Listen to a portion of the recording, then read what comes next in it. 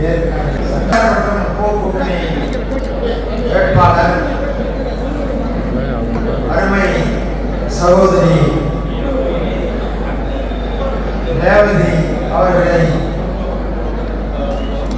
உதயசூரியன் சின்னத்திலே வாக்களித்து வெற்றி பெற செய்ய வேண்டும், அதற்காக பணியாற்ற வேண்டும் என்கிற ஆலோசனை கூட்டத்திற்கு தலைமையேற்றிருக்கிற அருமை அண்ணன் SRS அவர்களே, மாவட்ட கழக அவைத் தலைவர் கருணா அவர்களே,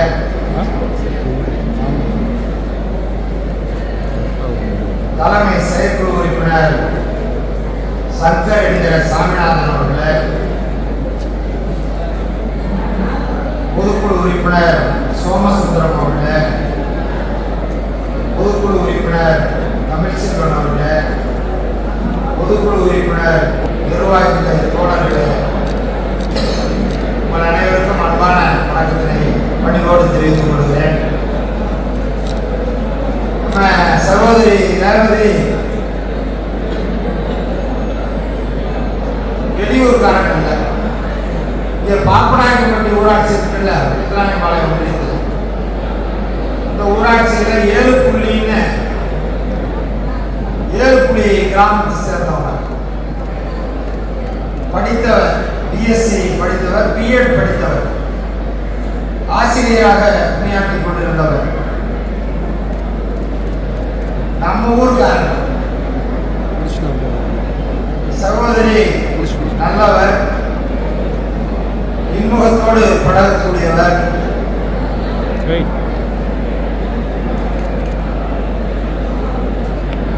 எல்லோருக்கும் உதவ வேண்டும் என்று எண்ணக்கூடியவர்,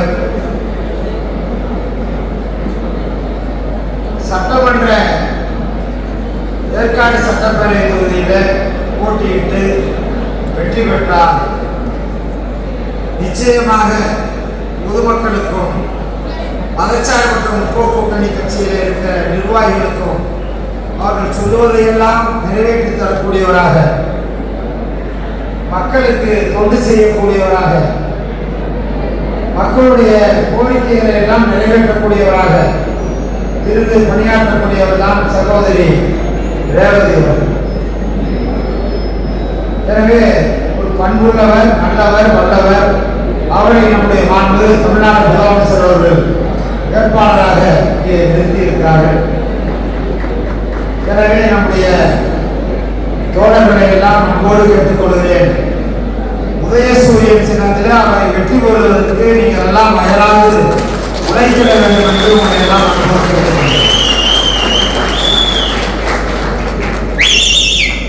அப்புறம் இன்னொரு 22 நாள் தான் இருக்கு.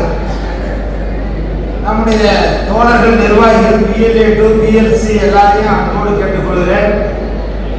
காலையில் 7 மணிக்கெல்லாம் ஓட்டு கேட்க ஆரம்பிச்சார், 10 வரைக்கும் கேட்கலாம். மீண்டும் மாலை 4 மணிக்கு ஆரம்பித்து ஒரு 7 மணி 8 மணி வரைக்கும் நம்முடைய மாண்பு முதலமைச்சர் அவருடைய சாதனைகள், கடந்த 5 ஆண்டு காலத்திலே தலைவர் அரசினுடைய சாதனைகளை எல்லாம் வீடு வீடாக, ஒவ்வொரு வீட்டிலே ஒரு 5 நிமிடம் 10 நிமிடம் நேரம் சாதனைகளை எல்லாம் எடுத்து சொல்லலாம். இப்போது சூப்பர் ஹீரோ என்று பொதுமக்களால், மற்ற சான்றோர் பெருமக்களால் பாராட்டப்படுகிற ஒரு அற்புதமான தேர்தல் அறிக்கையை நம்முடைய மாண்பு முதலமைச்சர், கழக தலைவர் வெளியிட்டிருக்கிறார். இதெல்லாம் சொல்லியிருப்பாங்க, இல்லத்தரசி கூப்பன், அப்புறம் 50 லட்சம் பேருக்கு வருகிற 5 ஆண்டுகளிலே புதிதாக வேலை வாய்ப்பு, அதே போல விவசாயிகளுக்கு எவ்வித மீட்டரும் கொடுக்கப்படாத நவீன மின்சார பம்பு செட், ஒவ்வொரு ஊராட்சி ஒன்றிய பகுதியிலும் உழவர் சந்தைகள், அது அல்லாமல் உழவர் அங்காடிகள், இப்படி நிரம்ப திட்டங்கள்.